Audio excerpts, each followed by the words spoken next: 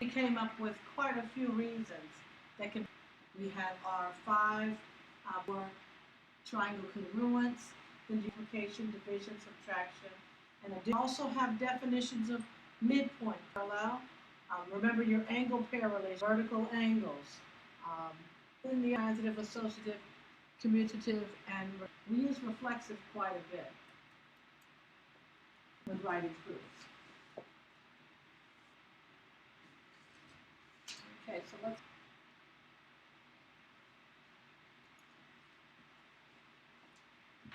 Okay, so one more thing is something that once we know that two triangles are congruent, then you know that every pair of their corresponding parts, the sides and the angles, are also congruent.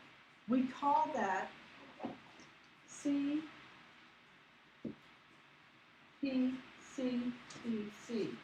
which stands for corresponding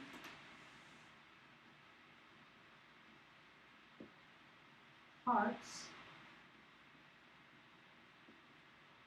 of congruent triangles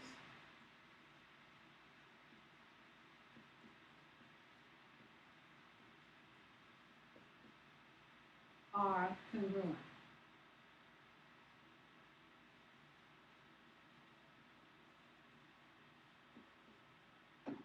So CPCTC can be used once you've proven two triangles are congruent and you're trying to prove that some parts of those triangles are congruent that weren't included within the proof.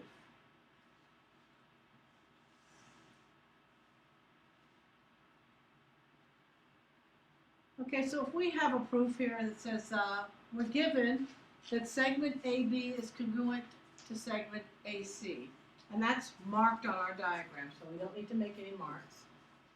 We're also told that M is the midpoint of segment BC. So M, this point right here, is the midpoint, so we know that BM and MC are going to be congruent. But since we've already used one tick mark, I'm going to put two tick marks to show that those segments are congruent. We're trying to prove that angle AMB, that's this angle here, is congruent to angle AMC. So you can see what the other angle is. Okay?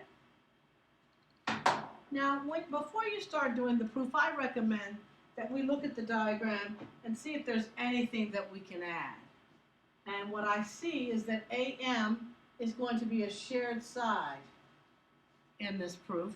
So that means that we can automatically put 3 tick marks indicating that AM is congruent to itself, or using that reflexive property. Okay, so our first statement reads, AB is congruent to AC, and M is the midpoint of BC. And we can say that because it was given. Okay, they put 2 given statements together, which is acceptable.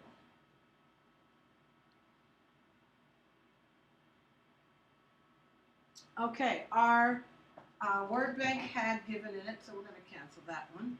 We've used it. Now they say BM is congruent to MC.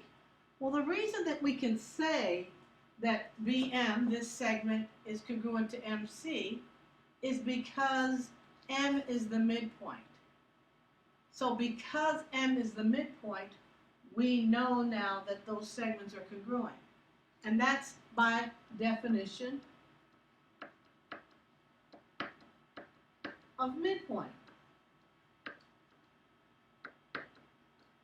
You will find that when you're writing a proof, if you have a statement that says that something is a midpoint, or where there's something that we have to define, you know that the next statement is going to be that those pieces are congruent and that we did use the definition in order to support that.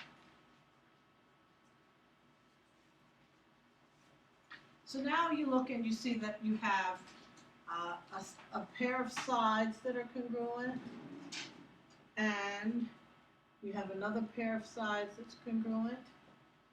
So then I think the next statement that you want to make is that reflexive side, this AM. So we're going to write that AM is congruent to segment AM.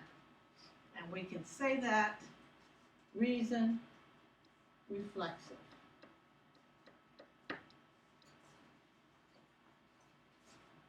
So we have a side, another pair of sides, and another pair of sides. So now we have proven that triangle, be very careful in naming this, A and B is congruent to triangle AMC, and our reason is going to be side, side, side, because we proved 3 sides congruent. But we're not done. We didn't need to prove the triangles congruent. We need to prove that angles within those triangles are congruent. So we can now say that angle AMB is congruent to angle AMC by CPC TC, because we know that corresponding parts of congruent triangles are congruent.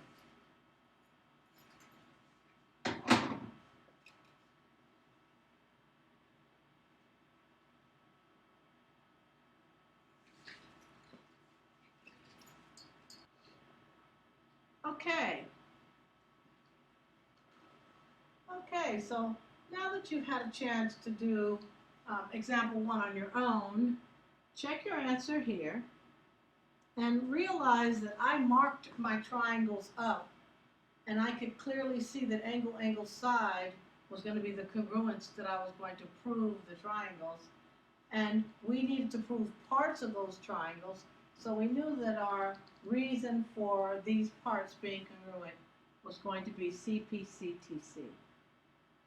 Let's try this next problem together.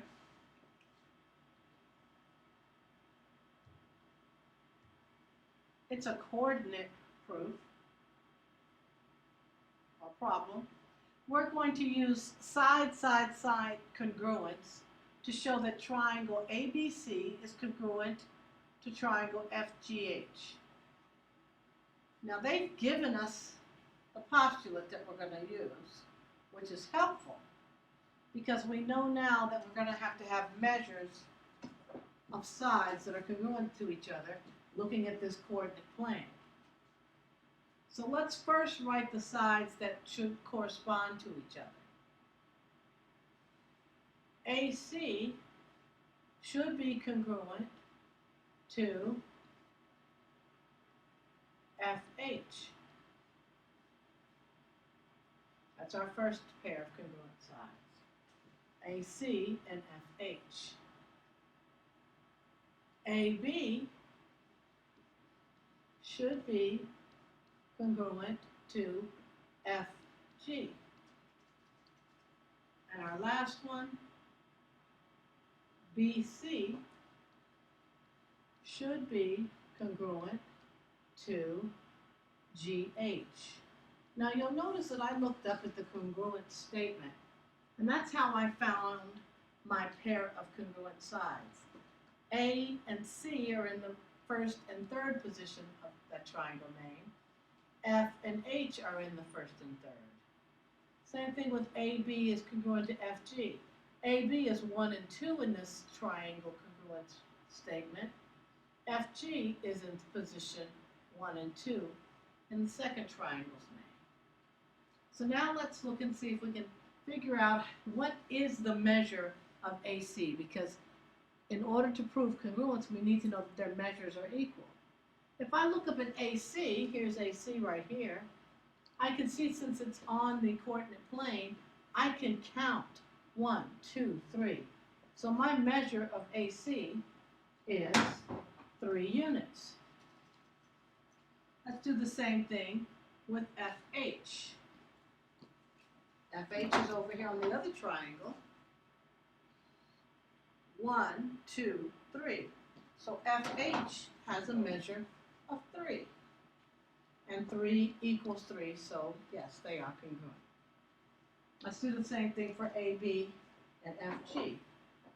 AB is going this way. So again, we can use our blocks, our boxes. 1, 2, 3, 4, 5. AB is 5 units. FG corresponds to AB, and FG is 1, 2, 3, 4, 5 units. So they are equal. So we have 2 sides that are congruent. We have one more side to prove side, side, side congruence. It's a little bit different now because we're looking at a diagonal. We can't count from B up to C because we're not on the square of the coordinate plane. But we do have information that we can use on the coordinate plane. So what we're going to do is the distance formula. Our distance formula, as you may remember from our first unit, is the square root of x2 minus x1 squared plus y2 minus y1 squared. So now we're going to do that starting by labeling our points on BC. So we can see the distance from B to C. B's coordinates are -7, 0, and C is at -4, 5. Let's label our coordinates with x1, y1. You remember this. x2, y2. Now substitute the values into the formula. So we're going to find the distance from B to C is going to be equal to the square root of x2, which is -4, minus x1, which is -7, that quantity squared, plus y2, which is 5, minus y1, which is 0, quantity squared. So the distance from B to C is going to be equal to -4 plus 7 is going to give us a 3, and 3 squared is 9, plus 5 minus 0 is 5, 5 squared is 25. So the distance from B to C is equal to the square root of 34. Now let's do the same thing for the distance from G to H. From G to H. So our coordinates for G are 1, 2, and our coordinates for H are 6, 5. Let's label those coordinates. x1, y1, x2, y2. Now I'm going to go down and substitute the values and find the distance from G to H is equal to the square root of x2, which is 6, minus x1, which is 1, quantity squared, plus y2, 5, minus y1, 2, quantity squared. So the distance from G to H is equal to 6 minus 1 is 5 squared is 25, plus 5 minus 2 is 3, and 3 squared is 9. So that equals the square root of 34. So now we can say, just like we did with the others, the square root of 34 is equal to the square root of 34. So BC is congruent to GH. And we know that we have side, side, side congruence.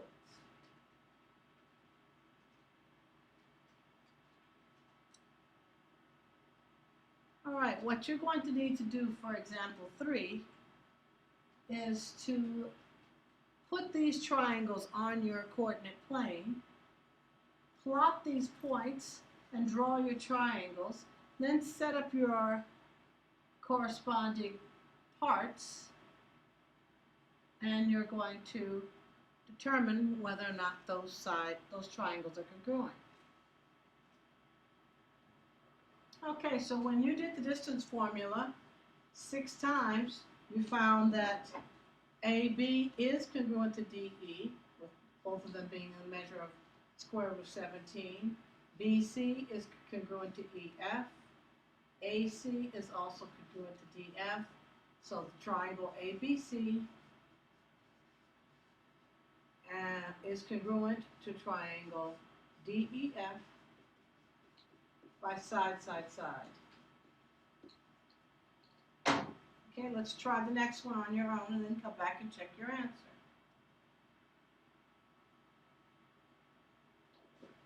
Okay, so in example 1, we were given that OP is congruent to SP, OR is congruent to SR, and we needed to prove the two triangles congruent.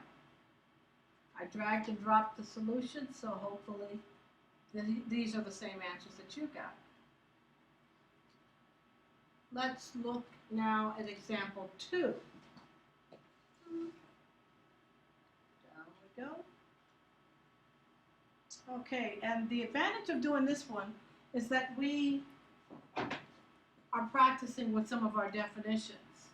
We know that DR is perpendicular to AG, and that box here is showing you that AG and DR intersect and create a right angle. And RA, this segment here, is congruent to segment RG.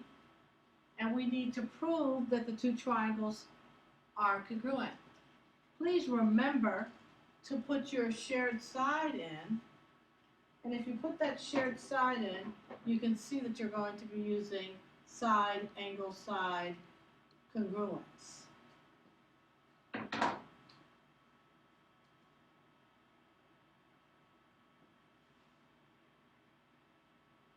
Okay, if you look at example 3, we want to make sure that we put the tick marks on, and then I want you to take some time and write the proof while I set up the key.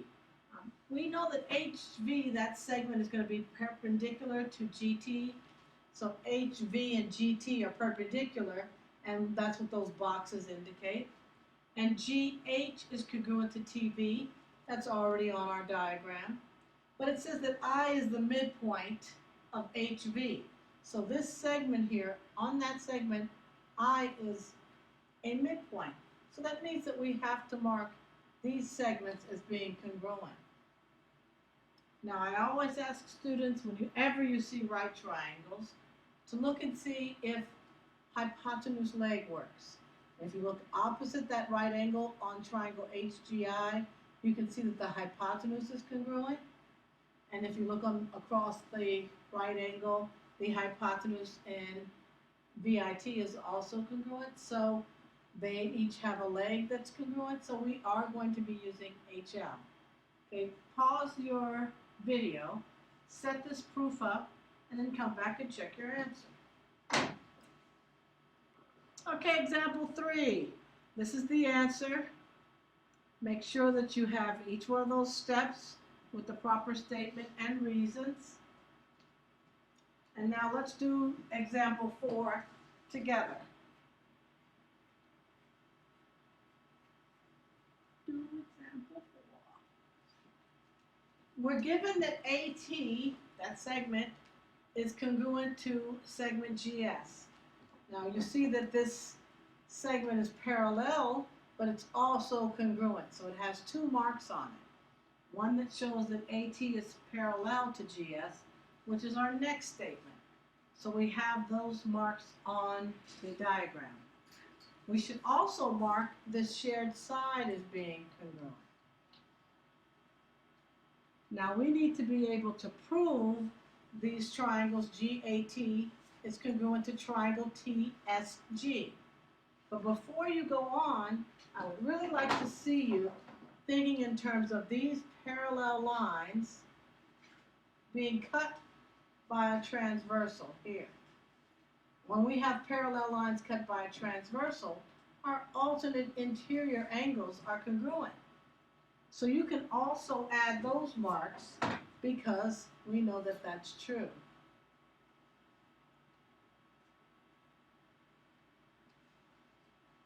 Okay?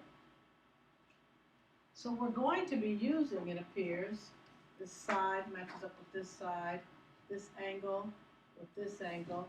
So we're going to be using side angle side congruence. Hopefully you can see that.